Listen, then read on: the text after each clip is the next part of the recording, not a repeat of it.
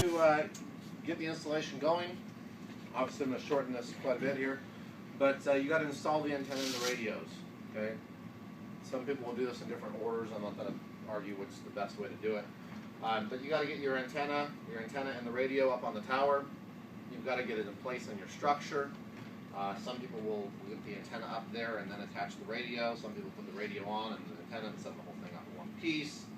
I suppose it all depends on your situation, what tools you have available to you to hoist the antenna up, or if somebody's got to hold it, weight's going to change some of that. A lot of what we're talking about installation is going to correlate mostly to a split system because it's a little bit more work to install, but so you can kind of assume when I say IF cable, we're also talking about Ethernet here. But you've got to run that intermediate frequency cable, that coax cable, from the outdoor unit down to the indoor unit over your shelter. Okay. You got to do the grounding. We'll talk about that. Now you got to install the IDU in the rack, obviously.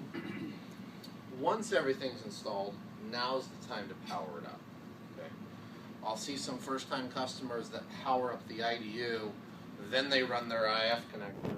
They're terminating it with the power on it, and sure enough, they end up shorting it, and they end up sending back their brand new IDU and paying $600 for us to fix it.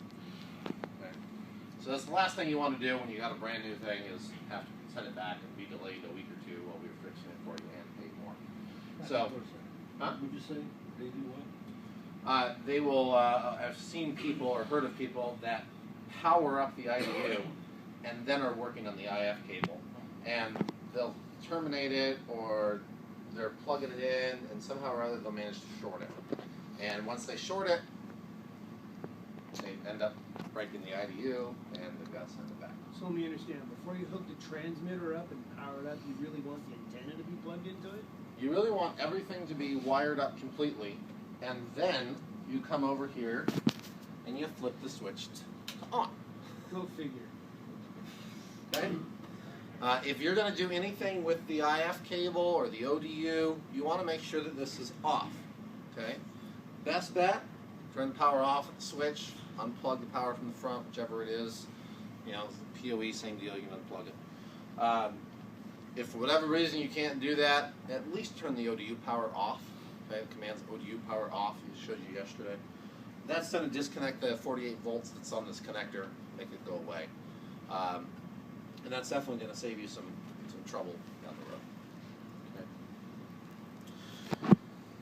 Okay. Once you've got it powered up, you're going to have to align the link. Okay? So that's the process we kind of went through yesterday. Obviously, it was a little easier in the 50 feet apart scenario, but we're going to have to do the alignment, and we'll talk about exactly how to do that in a second. And then you make any final adjustments. Okay, then this would be that time that you could go through and set up your SNMP trap receivers or any of that if you didn't do it already. Of course, I think it'd be best if you did it before it went.